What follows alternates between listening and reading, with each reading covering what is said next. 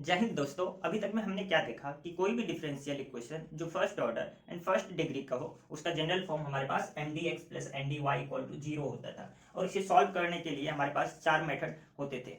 सबसे पहला हमारा वेरिएबल सेपरेबल मेथड था जो कि हम अभी सीख रहे हैं, है ना। ये आपका लालजी प्रसाद का बुक है जिसका एक्सरसाइज 2A का क्वेश्चन नंबर 16। आज मैं आपके साथ ये और भी कई सारे क्वेश्चंस को डिस्कस करूंगा। सबसे पहले क्वेश्चन नंबर 16 को देख लेते हैं। बहुत ही अच्छा क्वेश्चन है, सही है। हमें पहला काम क्या करना है कि वेरिएबल को सेपरेट करना है और उसके बाद इंटीग्रेट कर देना है, दूसरा काम, सही है ना। तो सबसे पहले वेरिएबल को सेपरेट करते हैं, तो इसे सेपरेट कर लेते हैं। यहाँ पर देखिएगा dx यहाँ पर है, यानी कि सभी x वाले टर्म हम यहाँ पर करेंगे। उस देखिएगा इसके लिए मैं क्या करता हूँ ना, यहाँ पर तो x वाला टर्म ये रहा हमारा, तो इसको यहाँ पर लाना है हमें। तो क्या करना है, 10x से डिवाइड कर देंगे, यहाँ पर कट जाएगा और यहाँ पर ये आ जाएगा। इसी तरीके से 10y को यहाँ से हटाना है तो 10y से हम डिवाइड कर देंगे, 10y यहाँ से डिवाइड हो जाएगा और यहाँ पर आ जाएगा, है ना। प्रत्येक टर्म में हम क्या चीज से डिवाइड कर रहे हैं, 10x इंटू 10y से। तो हम यहाँ पर यदि डिवाइड कर दे 10x इंटू 10y से, एक बार देख लीजिएगा, और यहाँ पर भी 10x इंटू 10y से ये डिवाइड यदि मैं कर दूंगा, बस आपको समझाने के लिए ये कर रहा हूँ, है ना। अगला स्टेप में क्या आ जाएगा, तो ये तो 10y कैंसिल, बचेगा क्या हमारे पास, तो ये बचेगा सेक स्क्वायर x और नीचे में ये हमारा 10x डिवाइड करूंगा तो ये बचेगा, ये दोनों कट जाएगा, ये रहा हमारा dx प्लस में यहाँ से क्या आ जाएगा सेक स्क्वायर y, ये रहा हमारा यहाँ पर क्या चीज, तो 10y और ये हमारा dy। कोई दिक्कत तो नहीं यहाँ तक समझने में। अब जहां तक मैं देख पा रहा हूँ आपने क्या किया, आपने वेरिएबल को सेपरेट कर लिया है अभी तक, सही है ना। अब करना क्या है, तो भाई साहब इंटीग्रेट कर देना है, सही है ना। तो यहाँ पर देखिएगा आपको पता है कि 10x का डिफरेंशिएशन होता है क्या चीज, तो ये sec स्क्वायर x dx, तो इसको डायरेक्ट ये हमारा 1/t के फॉर्म में आएगा और log t यानी कि 10x लिख सकते हैं हम यहाँ पर। तो log 10x आ जाएगा यहाँ पर, कोई दिक्कत तो नहीं इसे समझने में। जिसे समझ में नहीं आया होगा उस बच्चे के लिए 10x को हमने क्या किया, तो t मान लिया, सही है ना। 10x को t मान लिया। अब इसका डिफरेंशिएशन दोनों साइड करेंगे तो 10x का डिफरेंशिएशन क्या होता है हमारे पास, तो sec स्क्वायर x होता है, और x का डिफरेंशिएशन dx और t का डिफरेंशिएशन dt, यानी कि sec स्क्वायर x dx की जगह मैं dt लिख सकता हूँ, sec स्क्वायर x dx की जगह मैं dt लिख सकता हूँ। मान लीजिए हमने dt यहाँ लिख दिया। अब ऊपर में क्या बचा, तो 1, नीचे में क्या बचा, तो इसको तो t माना हो तो t। अब बचा क्या, तो 1/t का इंटीग्रेशन जो कि होता है log t, और log t का वैल्यू तो 10x था तो 10x हमने यहाँ से रख दिया। उम्मीद करता हूँ ये समझ में आई होगी। और सिमिलरली हमारा यहाँ पर क्या आ जाएगा, ये log हमारा यहाँ पर 10y, सही है। और इधर एक इंटीग्रल कांस्टेंट कोई हमारा c आ जाएगा, कोई दिक्कत, लेकिन c क्या है हमारा, तो इंटीग्रल कांस्टेंट है ना भैया, कांस्टेंट है ना। तो कांस्टेंट की जगह पर तो मैं यहाँ पर log c भी ले सकता हूँ। और मैंने आपको क्या बताया था कि log x plus log y रहे तो ये दोनों मल्टीप्लाई हो जाता है, x इंटू वाई हो जाता है, यानी कि log x इंटू वाई हो जाता है। तो log ये रहा x इंटू वाई कर देते हैं, यानी कि 10x इंटू 10y, और ये रहा इधर क्या, तो log c। अब यहाँ पर देखिएगा log और log ये कैंसिल हो जाएगा, काट करके कैंसिल नहीं भैया, इसको इधर लेकर के जाएंगे, e के पावर log c आएगा और ये e एंड log समाप्त c बचेगा। यानी कि हमारे पास क्या बचा, 10x into 10y equal to c, जो कि इस डिफरेंशियल इक्वेशन का ये हमारा सॉल्यूशन हो जाएगा। उम्मीद करता हूँ ये क्वेश्चन समझ में आई होगी। बढ़ते हैं हम अपने अगले क्वेश्चन की ओर।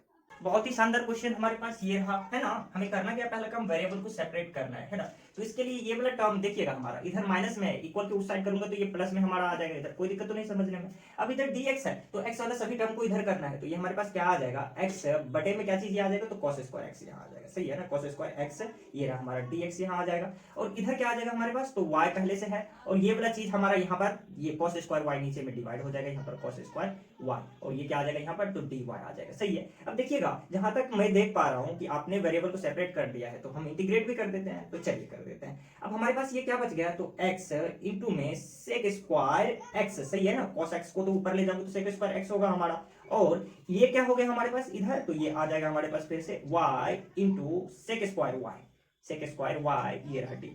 अब देखिएगा बच्चों यहाँ पर हमारे पास दो फंक्शन का ये क्या है, मल्टीप्लीकेशन है x का एंड ये cos sec स्क्वायर x का। और मैंने आपको इंटीग्रेट करने के लिए एक फॉर्मूला बताया था, क्या चीज, कि यदि दो फंक्शन हमारा first function and second function ये हमारा यदि मल्टीप्लाई में रहे और इसका यदि हमसे इंटीग्रेशन पूछा जाए तब हम कैसे निकालते हैं, तो पहले क्या करते हैं, फर्स्ट फंक्शन को ज्यों का त्यों छोड़ देते हैं, दूसरे का इंटीग्रेशन निकाल लेते हैं, सही है ना। उसके बाद क्या करते हैं, माइनस करते हैं क्या, तो उसके बाद पहले का मात्रा फोड़ देता है, जो चीज आता है उसको गुणा कर देते हैं क्या चीज, दूसरे के इंटीग्रेशन के साथ। फिर इतना करने के बाद जो कुछ भी हमारे पास आया ना उसको हम इंटीग्रेट कर देते हैं, सही है ना। इतना काम करना होता है, कोई दिक्कत नहीं, वही काम हम यहाँ पर करेंगे। फर्स्ट फंक्शन ये रहा, सेकंड फंक्शन। अब आपके दिमाग में आ रहा होगा कि फर्स्ट फंक्शन सर आपने इसको क्यों लिया और सेकंड इसको क्यों, तो आप ILATE आइलेट वाला रूल आपको याद होगा, तो वो सजेस्ट करता है हमारा कि इसको फर्स्ट और इसको सेकंड फंक्शन हम कंसीडर करेंगे, सही है ना।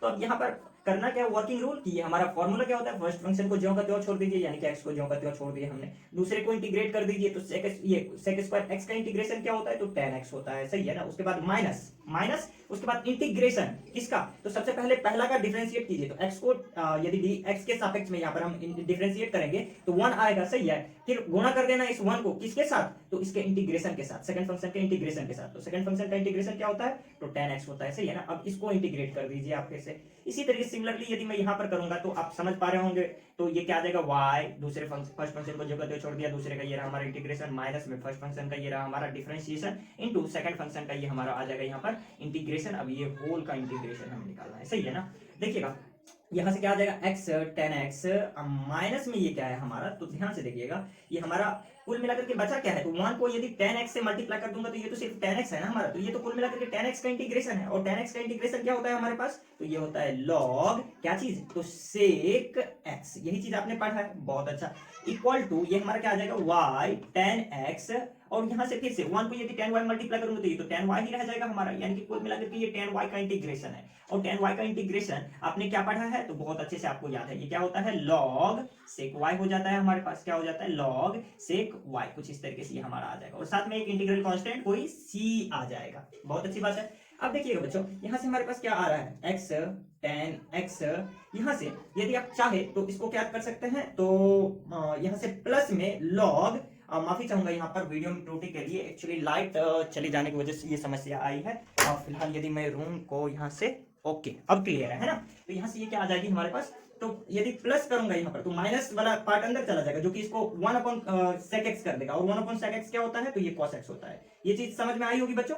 उसके बाद क्या आ जाएगा हमारे पास यहाँ पर, तो ये वाला पार्ट को मैं इधर कर लेता हूँ इक्वल के इस साइड, तो यहाँ पर माइनस में tan x आ जाएगा, सही है, और इसको मैं इक्वल के इधर करूं तो ये प्लस में हमारे पास क्या आ जाएगा यहाँ पर, तो ये log ये हमारा sec y आ जाएगा, क्या आ जाएगा sec y। फिर से यहाँ पर यदि मैं माइनस कर दूं और माइनस को अंदर कर लूं तो ये sec y की जगह हमारा cos y आ जाएगा, क्या आ जाएगा cos y, कुछ इस तरीके से आ जाएगा, सही है ना। और इक्वल के साइड ये हमारा c बच रहा है, तो ये जो रिजल्ट आपके सामने आया है बच्चों ना, तो ये इस डिफरेंशियल इक्वेशन का यही हमारा सॉल्यूशन हो जाएगा। इसको सॉल्व करने के लिए हमने इस फॉर्मूले का यूज किया था, जो कि हमारा टाइप बी का, जिसमें मात्र एक ही फॉर्मूला था, इसका यूज किया, सही है। उम्मीद करता हूँ ये क्वेश्चन समझ में आई होगी। बढ़ते हैं हम अपने अगले क्वेश्चन की ओर, भरोसा कीजिए हम पे, ये क्वेश्चन बहुत ही लाजवाब है ना। यहाँ पर देखिएगा सबसे पहला काम क्या होगा हमारा, कि वेरिएबल को सेपरेट करे, सही है ना। लेकिन यहाँ पर देखिएगा बच्चों क्या, कि वेरिएबल को आप जितना भी सेपरेट करने की कोशिश कीजिएगा ना, ये और ज्यादा उलझता चला जाएगा, है ना। आप इसे सॉल्व करने की कोशिश कीजिएगा, हालांकि मैं किया हूं तो मुझे पता है ना।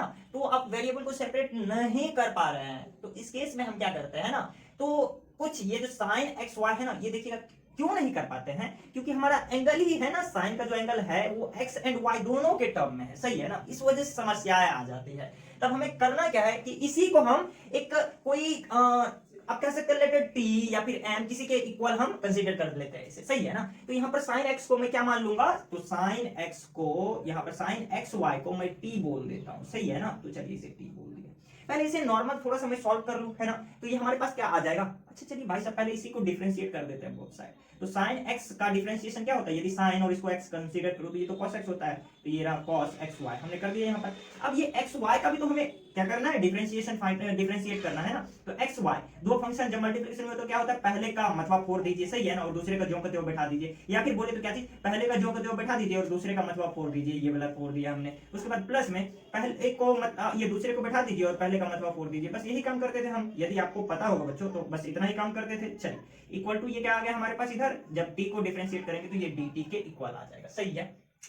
यानी कि इतना कुछ को मैं dt के बराबर लिख सकता हूं इस एक्सप्रेशन में, यदि मैं ये फाइंड करने में सक्षम हो जाऊंगा। चलिए करते हैं, यहाँ पर देखिएगा ना बच्चों, इसको सॉल्व करते हैं थोड़ा सा। तो ये हमारे पास क्या आ जाएगा, x y cos x y, और ये dx यहाँ मल्टीप्लाई हो जाएगा तो dx, सही है ना। अब ये वाला टर्म को मैं पहले लिख देता हूँ, हालांकि ये sine x y into d x को मैं बाद में लिख दूंगा, इसको पहले लिख देता हूँ। तो x square cos x y d y, सही है ना। अब यहाँ से ये क्या बच रहा है, तो साइन एक्स वाई क्या बच रहा है, तो sine x y d y d x, सही है, इक्वल टू 0, ये चीज आया। अब हमने क्या माना है कि साइन एक्स वाई को टी माना है ना। तो सबसे पहले यहाँ पर देखिए कि यहाँ से यहाँ तक में कुछ कॉमन भी आ रहा है आपका, तो बिल्कुल आ रहा है क्या, तो एक्स कॉमन आ रहा है। एक्स को हम यदि कॉमन ले लेते हैं तो बचता क्या है इधर हमारे पास, तो ये बच रहा है हमारे पास नहीं, एक्स को सिर्फ आप कॉमन मत लीजिए, यहाँ पर आपको क्या कीजिए, एक्स कॉस एक्स वाई को कॉमन ले लीजिए, सही है ना, दोनों में है। तो यहाँ से क्या बचेगा, तो वाई डी एक्स बचेगा, क्या बचेगा, वाई डी एक्स प्लस में ये हमारे पास क्या बचेगा यहाँ से, तो एक्स डी वाई, कुछ इस तरीके से बचेगा, बहुत सही है। यहाँ पर क्या है हमारे पास, प्लस में sine x y d x equal to ये हमारा 0, सही है। अब साइन एक्स वाई को हमने क्या किया था, टी माना था, तो इसके जगह पर मैं टी लिख सकता हूं, तो लिख देता हूं, ये रहा प्लस में हमारा टी और ये रहा डी एक्स, सही है ना, इक्वल टू 0। यहां पर देखिएगा तो यहां से लेकर यहां तक cos एक्स वाई इस ब्रैकेट में देखते हैं, तो एक्स डी वाई प्लस में y d x, x d y plus में वाई डी एक्स, इसको मैं क्या लिख सकता हूं, तो डी टी लिख सकता हूं। यहां से यहां तक मैं इसको डी टी लिख सकता हूं, तो ये रहा हमारा डी टी भैया, है ना। और ये जो है हमारा इधर क्या बच रहा है, एक्स बच रहा है, तो ये रहा एक्स, यानी कि हमारे पास क्या आया, एक्स डी टी प्लस में क्या, तो t d x equal to 0, यही चीज आया है ना, यहां तक मानते होंगे। अब देखिएगा, अब इसको मैं वेरिएबल को सेपरेट कर सकता हूं, हमारे पास दो वेरिएबल है, एक एक्स है एंड एक टी है, तो इसको सेपरेट करते हैं, तो हमारे पास ये क्या आ जाएगा बच्चों, तो मैं यहाँ पर देखिएगा टी यहाँ है, तो टी वाले टर्म को यहाँ पर लाने के लिए टी से डिवाइड करूंगा, तो 1/t डी टी आ जाएगा हमारे पास, टी से डिवाइड किया तो ये तो टी खलास हो गया हमारे पास, यहाँ पर 1/x आ जाएगा, इसको जब मैं इधर लाऊंगा तो 1/x D x equal to ये रहा 0। अब देखिए तो हम लोग क्या वेरिएबल को सेपरेट कर चुके हैं बच्चों, क्या कर चुके हैं, वेरिएबल को सेपरेट कर चुके हैं। करना क्या है, बस इंटीग्रेट कर देना है, तो इंटीग्रेट कर देते हैं, हमारे पास क्या आ जाएगा, तो 1/t का इंटीग्रेशन क्या आता है, तो ये log t आता है, और t का वैल्यू हमने क्या माना था, तो sin एक्स वाई माना था, तो ये कर दिया हमने, प्लस में यहाँ पर 1/x का इंटीग्रेशन क्या होता है, तो log x आता है, सही है ना। और इस भाई साहब 0 का इंटीग्रेशन ये क्या आता है, तो कोई कांस्टेंट c आएगा, c तो कांस्टेंट है ना भैया, तो कांस्टेंट की जगह तो कुछ भी ले सकता हूं, तो मैं फिलहाल log c ले लेता हूं। अब मैंने बताया था कि log x प्लस में log y रहे तो log x इंटू वाई हो जाता है ना, तो log इतना इंटू इतना हो जाएगा, यानी कि x into sine x y, ये चीज हो जाएगा हमारा, सही है भैया। अब इधर क्या बच रहा है हमारे पास, तो log c बच रहा है, log c बच रहा है। अब ये log और log ऐसे करके कैंसिल नहीं, ये उधर जाएगा, e के पावर log c होगा, तब जाकर के ये सिर्फ c बचेगा, तो हमारे पास अगले स्टेप में क्या आ जाएगा, x साइन एक्स वाई बराबर c, ये जो आया है ना इस डिफरेंशियल इक्वेशन का, ये सॉल्यूशन हो जाएगा। उम्मीद करता हूं बच्चों ये क्वेश्चन समझ में आई होगी। बढ़ते हैं हम अपने अगले क्वेश्चन की ओर। फिर से आपके समक्ष एक स्प्लेंडेड क्वेश्चन, बहुत ही मजा आने वाला है ना। कहा जा रहा है इसको सॉल्व कीजिए जब वैल्यू हमारा इतना हो, है ना, जब x बराबर 0 तो y बराबर 1, तब उस केस में इसको सॉल्व करना है हमें। तो सबसे पहला काम इसको सॉल्व करते हैं, इस डिफरेंशियल इक्वेशन को। तो हमारे पास ये क्या आ जाएगा, तो वेरिएबल को सेपरेट करना है, तो दिया हुआ क्या है 1 plus y square d x plus में 1 plus x square d x equal to 0, ये तो गिवन पार्ट हो गई भैया, है ना। अब करना क्या है कि x वाले टर्म को हमें यहाँ पर लाना है, क्योंकि dx यहाँ है, तो इसको इधर करूंगा तो मैं क्या आ जाएगा यहाँ पर 1 plus x square d x यहाँ आ गया, और y वाले टर्म को हमें यहाँ पर लाना है, ये y है यहाँ पर dy होगा। क्वेश्चन एरर नहीं, क्वेश्चन हमसे लिखने में गलती हुई है। यहाँ पर क्या आ जाएगा 1/1 प्लस वाई स्क्वायर, और ये रहा हमारा dy इक्वल टू क्या, तो 0। अब देखिएगा तो हम वेरिएबल को सेपरेट कर लिए हैं, तो करना क्या है, बस इंटीग्रेट कर देना है। तो चलिए भैया हम इंटीग्रेट भी कर देते हैं, सही है ना, ये तो दिया हुआ था।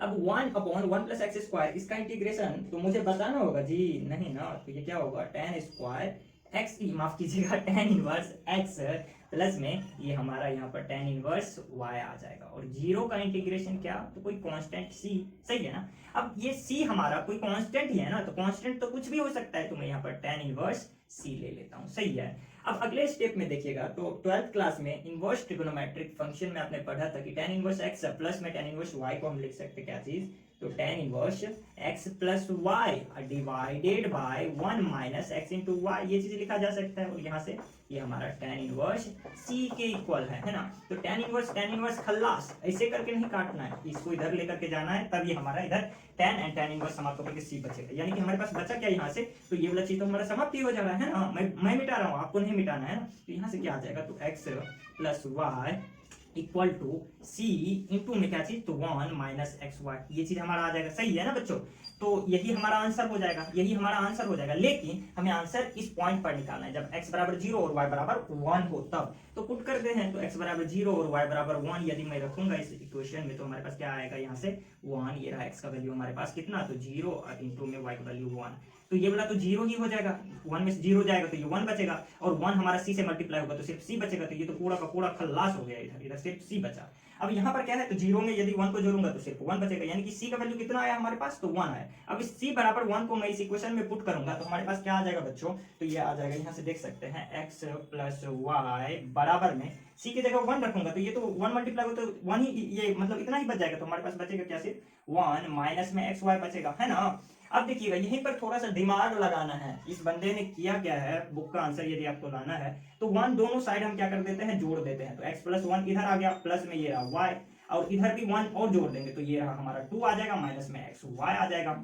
अब देखिएगा यहाँ से क्या बचा, तो x प्लस 1, इस y को उधर लेकर के चले जाते हैं, तो पहले से ये रहा हमारा 2 है यहाँ पर, अब ये y हमारा उधर जाएगा तो ये क्या आ जाएगा, माइनस में y, और इधर माइनस में हमारा एक्स वाई है, सही है ना। अगले स्टेप में देखिएगा तो ये हमारा 2, माइनस में y मैं कॉमन ले सकता हूँ, सही है ना, यदि माइनस में y को मैं कॉमन लूंगा यहाँ पर तो हमारे पास ये क्या बच जाएगा, तो ये हमारा 1, अब प्लस में ये हमारा x बच जाएगा, सही है। अब इधर क्या था हमारे पास, तो x प्लस 1 इतना बचा हुआ था, है ना। अब इस पूरे को मैं इधर लेकर के आ जाता हूँ, तो पहले से हमारे पास है x प्लस 1 और ये वाला भाई साहब इधर आ गया, तो प्लस में ये हमारे पास y और ये रहा 1 प्लस एक्स, कुछ इस तरीके से है, सही है ना, इक्वल टू 2 बचा। अब देखिएगा यहाँ पर तो ये 1 मल्टीप्लाई है नहीं कुछ तो, है ना। अब इसमें और इसमें हमारा 1 प्लस एक्स ये हमारा कॉमन है, तो 1 प्लस एक्स को यदि मैं कॉमन ले लूँ यहाँ पर, सही है, तो हमारे पास बचेगा क्या, यहाँ से हमारा 1 बचा और यहाँ से हमारा प्लस में ये y बचा, और जो कि इक्वल है 2 के। ये आपका बुक का आंसर आ गया, है ना। तो ये जो हमारा डिफरेंशियल इक्वेशन था उसका सॉल्यूशन हमारे पास कुछ इस प्रकार से आ जाएगा, एक पार्टिकुलर पॉइंट ये x बराबर 0 y बराबर 1 पर। उम्मीद करता हूँ ये समझ में आई होगी। बढ़ते हैं हम अपने अगले क्वेश्चन की ओर। बहुत ही अच्छा क्वेश्चन आपके सामने एक बार फिर से। इस इक्वेशन को हमें सॉल्व करना है, इस डिफरेंशियल इक्वेशन को, जब y बराबर इतना और x बराबर इतना दिया हो, तो सबसे पहला काम हम इसे सॉल्व करते हैं। तो हमारे पास दिया हुआ क्या है, तो tan x dy माइनस में tan y dx, ये चीज दिया हुआ है, सही है ना। अब हम क्या करते हैं, इक्वल टू 0 है, ये वाला भाई साहब जब इक्वल के उस साइड जाएगा तो प्लस में हमारे पास tan y dx ये सिर्फ बचेगा, सही है ना। यहाँ तक चीजें समझ में आ रही है। अब करना क्या है कि dy यहाँ है तो y वाले टर्म को इधर लेकर के आना है, तो हमारे पास क्या आ जाएगा, तो 1 अपॉन ये हमारे पास tan y, सही है ना, और ये रहा dy इक्वल टू क्या आ जाएगा, ये tan x इधर आ जाएगा, तो 1 अपॉन ये रहा हमारा क्या आ जाएगा, tan x, ये चीज आ जाएगा, और ये रहा हमारा dx। अब 1 अपॉन tan y ये क्या होता है, तो cot y होता है, सही है ना भैया, ये cot y होता है। यहाँ पर 1 अपॉन tan x, तो ये क्या हो जाएगा, तो cot x आ जाएगा। तो चलिए cot x लिख देता हूँ। अब करना क्या है, तो वेरिएबल को तो सेपरेट कर ही लिए हैं आपने, तो बस इंटीग्रेट कर देना है। और cot x का इंटीग्रेशन, ये cot y का इंटीग्रेशन ये क्या होता है, तो ये होता है log क्या चीज भैया, तो sin y, सही है ना, sin y। और इधर ये क्या आ जाएगा हमारे पास, तो log क्या चीज भैया, तो फिर से हमारे पास sin x आ जाएगा यहाँ पर, सही है। और प्लस में कोई इंटीग्रल कांस्टेंट हमारा बोल देते हैं, हमारा c आ गया, सही है। अब इस भाई साहब को यदि मैं इधर करूंगा, है ना, तो ये हमारे पास क्या आ जाएगा, प्लस में था तो माइनस में हमारा आ जाएगा, ये इक्वल के इस साइड हमारा से बचेगा, से कोई दिक्कत तो नहीं यहाँ तक समझने में, बहुत अच्छी बात है। अब मैंने बताया था आपको कि log x माइनस में log y रहे तो x बटे y हो जाता है, log में ये हमारा x बटे में क्या चीज, तो ये हमारा y हो जाता है, यानी कि sin x, कुछ इस तरीके से इक्वल टू क्या, तो c क्या है भैया, तो एक कांस्टेंट है ना, और कांस्टेंट है तो कांस्टेंट तो कुछ भी हो सकता है, तो मैं यहाँ log c ले लेता हूँ। अब देखिएगा log और log फिर से कैंसिल हो जा रहा है, तो हमारे पास बच क्या रहा है, तो ये बच रहा है sin y equal to c, यहाँ से इंटू में ये sin x, ये रहा हमारा sin x। यही हमारा इस डिफरेंशियल इक्वेशन का सॉल्यूशन हो गया। लेकिन सॉल्यूशन तो हमें इस पॉइंट पर निकालना है, तो y इक्वल टू ये वैल्यू पुट करता हूं मैं, तो साइन ये रहा हमारा y की जगह पर मैं पाई बाई 2 रखने के लिए जा रहा हूं, और इक्वल टू यहाँ पर c, और साइन और x का वैल्यू कितना है, तो ये भैया हमारे पास पाई बाई 4, सही है। अब वैल्यू आपको पता है कि साइन 90 डिग्री इक्वल टू कितना होता है, 1 होता है। यहाँ पर से c और साइन 45 डिग्री यानी कि पाई बाई 4 का वैल्यू कितना होता है, तो 1 अपॉन रूट 2 होता है। और ये रूट 2 इधर जाकर के यहाँ मल्टीप्लाई हो जाएगा 1 से, तो ये हमारे पास यहाँ पर रूट 2 बच जाएगा, सही है ना। तो यानी कि c का वैल्यू कितना है, तो रूट 2। अब इक्वेशन 1 में हम इससे c का वैल्यू रखेंगे तो क्या मिलेगा हमें, तो ये मिलेगा साइन y इक्वल टू, और उसके बाद ये रहा हमारा c का वैल्यू तो रूट 2 रखना है, तो रूट 2 रख दिया हमने, और यहाँ पर ये हमारा साइन x, ये हमारा साइन x। ये जो आया है ना भैया, यही हमारा जो दिया हुआ डिफरेंशियल इक्वेशन था उसका इस गिवन पॉइंट पर सॉल्यूशन हो जाएगा। उम्मीद करता हूँ ये क्वेश्चन समझ में आई होगी। बढ़ते हैं हम अपने अगले क्वेश्चन की ओर। गजब का क्वेश्चन है भैया, देखिएगा हमें सॉल्व करना है इस डिफरेंशियल इक्वेशन को जब पॉइंट हमारा y इक्वल टू 1 और x इक्वल टू π/6 दिया हुआ हो।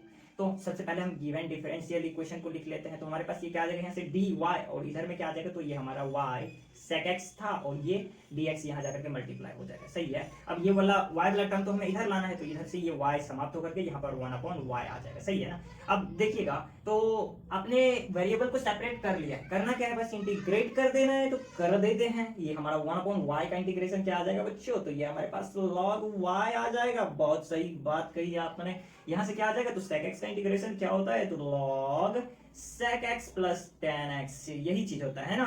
बिल्कुल सही है ना, log sec x plus tan x।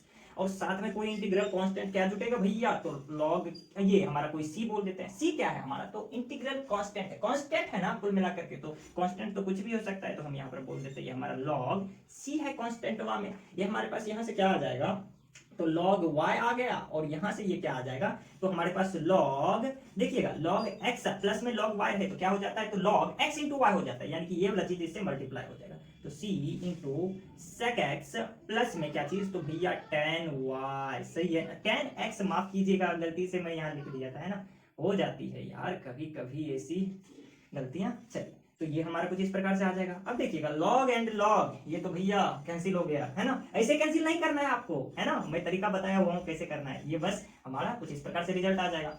ये ही हमारा सॉल्यूशन हो जाएगा ये गिवन डिफरेंशियल इक्वेशन का। सही है ना। लेकिन हमें सॉल्यूशन इस पॉइंट पर निकालना है, तो वैल्यू पुट कर देते। तो y इक्वल टू 1 यदि मैं रखूं, यहाँ पर c है तो c रख दे रहा हूँ, और sec x है तो sec, और ये रहा हमारा x की जगह पर मैं क्या रखने के लिए जा रहा हूँ, π/6, और प्लस में फिर से tan x है, यानी कि tan की जगह पर मैं क्या, x की जगह पर π/6 रखने के लिए जा रहा हूँ। ये π/6 का मतलब क्या होता है, तो 30 डिग्री होता है। सही है ना। तो ये हमारे पास क्या आ जाएगा, 1 equal to c into sec 30 degree का वैल्यू कितना होता है, तो नहीं पता, कोई देखना। cos 30 का वैल्यू पता है, 2 होता था, क्या चीज, तो √3/2। पलट दीजिए ना भैया, तो इसका वैल्यू आ जाएगा, यानी कि 2/√3, ये चीज आ जाएगा। इसी तरीके से tan 30 का वैल्यू तो ये तो है, भगवान कहिएगा ना आता है तो लाना था पार्ट 1, अगर पार्ट 2 के स्टूडेंट है तो, है ना। चलिए ठीक। यहाँ से हमारे पास क्या आ जाएगा, नीचे तो सेम है, ऊपर में ये हमारा जुड़ जाएगा। सही है ना, डिनोमिनेटर सेम है, ये जुड़ जाएगा, तो यानी कि 2 + 1 3, 3/√3, ये क्या है हमारे पास, तो 3/√3। और ये जब इसको काट देगा तो कितना बार में काटेगा, तो √3 टाइम्स में काटेगा, यानी कि यहाँ पर क्या आ जाएगा, तो √3 आ जाएगा। और √3 जब यहाँ पर आकर के इधर आएगा तो ये डिवाइड में आ जाएगा, 1/√3 हो जाएगा। यानी कि c का वैल्यू क्या आया हमारे पास, तो c का वैल्यू आ गया हमारे पास कुछ इस प्रकार से 1/√3। अब इस इक्वेशन में हम c का वैल्यू पुट करते हैं तो क्या मिलता है, इसलिए y बराबर, फ्रॉम इक्वेशन 1 से हम लिखते हैं y बराबर c का वैल्यू है हमारे पास 1/√3, और यहाँ से आ जाएगा हमारे पास क्या चीज, इंटू में sec x प्लस में tan x। सही है ना भैया, लेकिन ये ब्रैकेट में है ना। तो यही हमारा इस डिफरेंशियल इक्वेशन का सॉल्यूशन हो जाएगा गिवन पॉइंट कुछ इस प्रकार से। अब इस एक्सरसाइज 2a में मात्र हमारा कुछ 4 क्वेश्चन बचा हुआ है, जो कि मैं आपको अगले वीडियो में करवा दूंगा, है ना, क्योंकि वीडियो काफी लंबी हो जा रही है, इस बात का ध्यान रखते हुए इसमें बस यहीं तक। हम मिलते हैं आपसे आपके अगले आने वाले वीडियो में, तब तक के लिए दीजिए अनुमति। धन्यवाद, नमस्कार, जय हिंद।